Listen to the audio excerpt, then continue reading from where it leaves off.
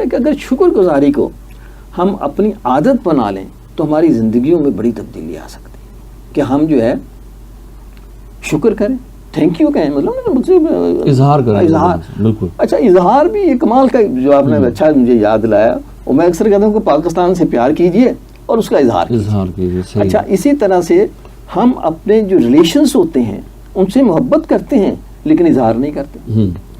کوئی شخص ہم میں جتنے بھی بیٹھے ہوئے ہیں، ہر شخص اپنی ماں سے محبت کرتا رہا.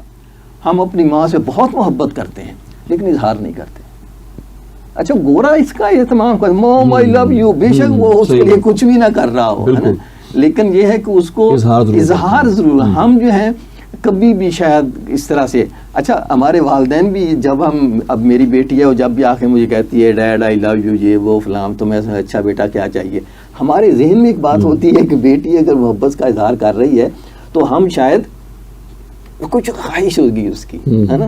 اور اسی طرح سے ہم بھی جب کبھی اپنے ماں باپ سے کہتے تھے کہ بابا جی آج تو بڑا اچھا لگ رہے ہو، خیر ہے نا ٹھیک، وہ کہتا ہے اچھا تو یہ 10 کی چاہیے کی ہے.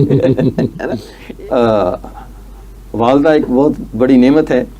حضرت موسیٰ کی والدہ فوت ہو گئی تو اللہ تعالیٰ نے کہا موسیٰ اب خیال سے چلنا، ہے نا، اب تمہارے پیچھے تمہارے لیے دعا کرنے والا کوئی نہیں. بالکل. اچھا اسی سے ایک یہ اسرائیلیات ہیں، کچھ واقعات روایات ہیں جو کہ حضرت موسیٰ کے حوالے سے آتی ہیں. ایک مرتبہ حضرت موسیٰ جو ہے جا رہے تھے، انہیں کلیم اللہ کہا گیا ہے، وہ تو جاتے تھے حال چال پوچھ کے اللہ تعالیٰ سے بات کر کے آ جاتے تھے. تو ایک شخص رستے میں ملا ان کو اور ان سے کہنے لگا کہ اللہ کے پاس جا رہے ہو بات کرنے، تو ان سے ایک بات تو کہنا لگا بتائیں. کہنا اللہ سے کہنا کہ یار بس مجھے اس نے اتنا دیا کہ میں سنبھال ہی نہیں سکتا، ہے نا، اب بس کرے، مجھے نہیں چاہیے. اچھا. تو حضرت موسیٰ گئے اللہ کے پاس، سنیں تمہارا ایک بندہ ہے، اس نے یہ عجیب خواہش کا اظہار کیا کہ مجھے اتنا دیا ہے کہ میں اب اور سنبھال ہی نہیں سکتا بس. تو اللہ تعالیٰ نے حضرت موسیٰ سے کہا کہ اسے جا کے کہنا کہ وہ میرا شکر ادا کرنا بند کر دے، میں اسے دینا بند کر دوں.